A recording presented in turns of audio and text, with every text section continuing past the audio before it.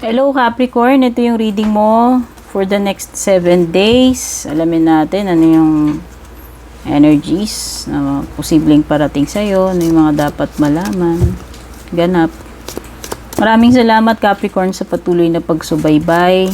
Thankful and grateful po ako sa lahat ng shares, likes, comments ninyo. Regarding private reading services naman, basahin nyo na lang yung mga nakasulat sa description. Nandiyan po lahat ng details, link kung balak nyo mag-avail ng private reading. Sun, Moon, Rising, Venus, Signs, Man, or Cross Watchers, Capricorn. Valley. Uy, may casket ka oh. Ending ito eh. Meron ka ring box. Carrot, teapot, and mountain road. Oh, mountain road, valley. So, papansinin mo dito, may dalawang anyong lupa rito, ano, yung valley tsaka mountain road. Pag sinabi nating mountain road, ito yung mga delikadong daanan, 'di ba? Oh, yung mga bangin-bangin.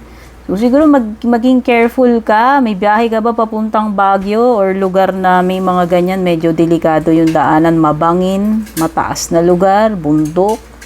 Alam ko lang so far Baguio, ewan ko kung ano pa ibang lugar na ganyan eh. Oh, ito may valley din, no?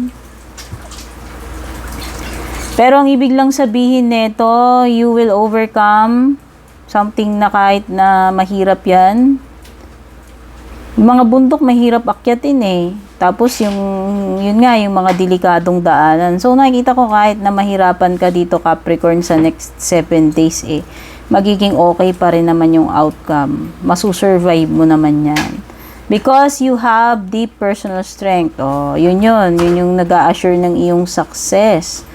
Oh, kalmado ka, matapang ka, matiisin ka, malakas ang loob mo, malakas pananampalataya mo, lahat ng form ng strength siguro, ewan ko kung anong form ng strength yan, pero strength, you have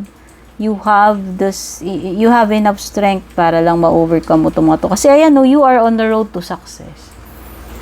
Okay, OTW ka na, maaabot mo yung destination dito. Masusurvive mo. Kahit gaano man kahirap yan. Okay, ito yung challenge mo siguro. Kasi pwedeng may aalis sa buhay mo. It could be a person, a relationship na mag-e-end, or a situation sa buhay mo na magtatapos. Tao man o sitwasyon yung mag-e-end dito. Relationship man yan, okay? May marireceive ka daw, oh. Pwedeng regalo, literal na regalo, or anything na matatanggap mo sa susunod na 7 araw. Ano kaya to? Sa meron ka ditong matatanggap. Wow! Baka ito yung isa sa matatanggap mo, opportunity. Or windfall. Ibig sabihin, ka dito. Makaka-jackpot or chamba. Kasi may windfall eh. Pwedeng na-chambahan mo, naswertihan mo. O pwedeng opportunity. At meron something about your friend. Sabi dito, same sex mo daw itong tao na to. Deep friendship with someone of the same sex. O baka yun yung gift to. Baka reregaluhan ka ng tropa mo. Hindi ko alam. Pero pwede rin namang hindi galing sa kanya. Pwedeng itong matatanggap mo nga galing kay universe. Kasi parang mayroong windfall opportunity. Okay?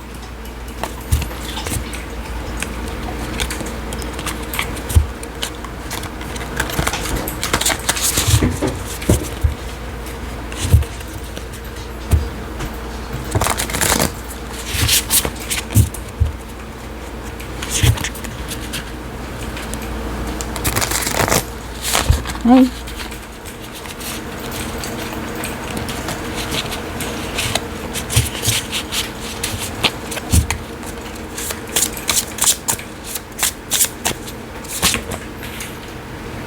Three of Swords. Oh, meron nga.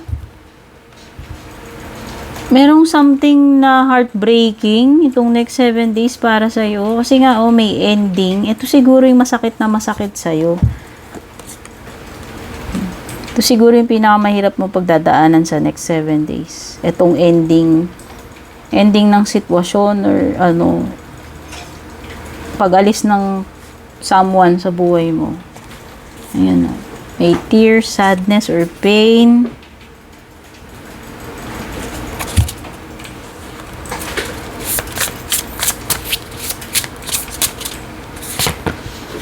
Moon card.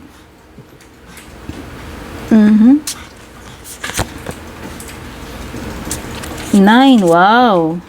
Chariot. Chariot. O baka may travel ka talaga.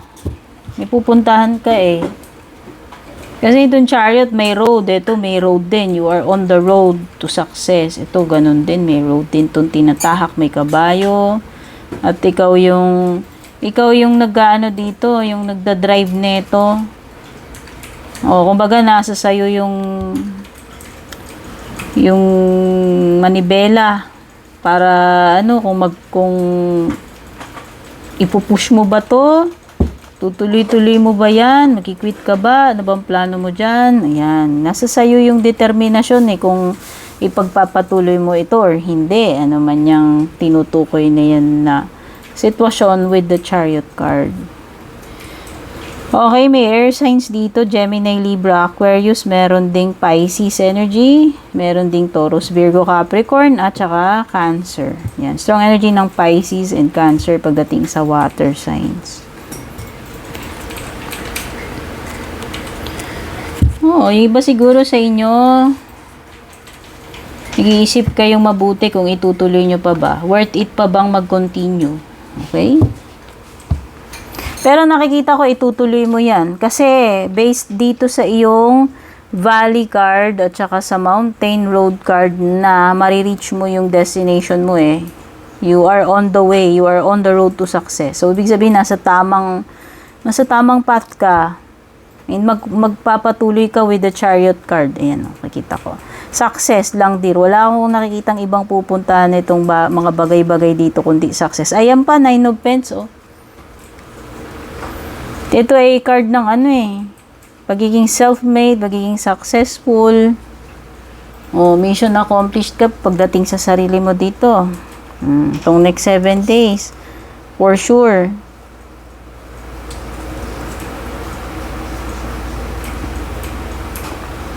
Something na, na-achieve mo on your own.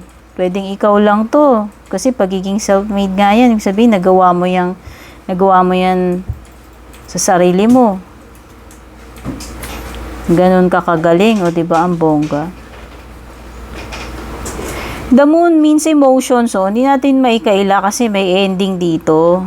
Pag alis ng someone sa buhay mo, pag i-end ng isang bagay, relationship, sitwasyon, andun yung pain, yung tears, andun yung emotions with the moon. So, pwedeng emotional tong next 7 days mo. Yun lang naman yung nafe-feel ko. Wala akong nafe-feel nakakaiba dito sa moon card mo. Okay? Yun na natin yung love life mo.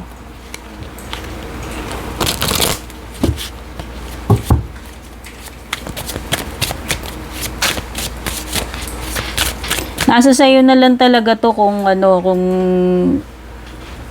mag-aalangan ka pa. Kasi andun ka na eh.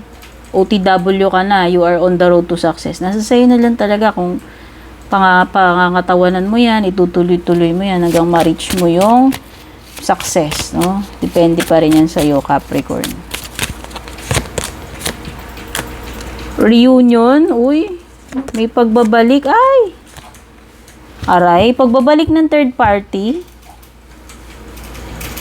Aray ko. Sabi kasi dyan, may reunion card. So, ayan, pwedeng may narikindle na relasyon dito. Either ikaw, maririkindle sa'yo tong person na to, or narikindle sila ng third party, hindi ko alam. O baka naman ikaw yung ginawang third party, basta may third party rito, tas merong, parang, alam nila, we will always come back to each other. Okay? So, ano lang to? Situationship na paulit-ulit, no? Kasi kung third party situation to, hindi nare-resolve eh. Ibig sabihin, kung sino man tong nakiki-third party dito, binabalik-balikan niya yung connection na yun. Okay? Yan, ganyan. Yun nga lang, ang sagwa kasi may third party energy. Akala ko pa naman balikan.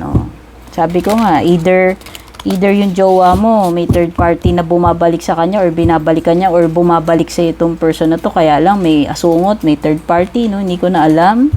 Kunin nyo na lang how it resonates sa sitwasyon ninyo. Pag hindi, wag ipilit, ano. Okay, may beaver energy, home, and determination.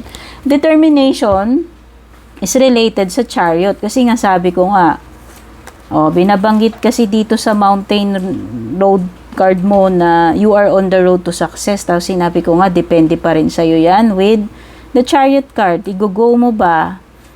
Determinado ka ba? Magpapatuloy ka ba? Ayun din yung binabanggit about determination. So, siguro kailangan mo tong determination kung hindi pa na-achieve tong success na to. Ibig sabihin nito, kung talagang determinado ka, walang imposible. Hindi ka magkikwit, magpapatuloy at magpapatuloy ka dyan. Home. May home card ka.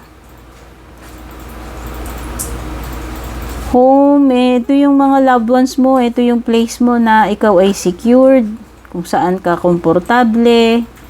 O baka may mga matters regarding sa pamilya. Like marriage, o halimbawa, kung may asawa ka na, may mga anak ka na rin. Or kung single ka, hindi ka pa nag-asawa, pwedeng may kinalaman sa mga magulang mo, mga kapatid mo sa inyo, as a family. Basta meron something about family. Saklap nito, besh, kasi kung may third party, tas may pamilya ka na, no? Medyo komplikado yan. Pero, siguro this is mga matters na importante related sa pamilya o kung ano man yung tinutukoy dyan. May issue man o wala. Okay? May ganap man o ano man. Sa related siya sa family. Okay, Capricorn, yan yung mga na-pick up nating energies dito sa iyong reading for the next 7 days. Sana makatulong sa iyo to. Take care. Love you. Babush.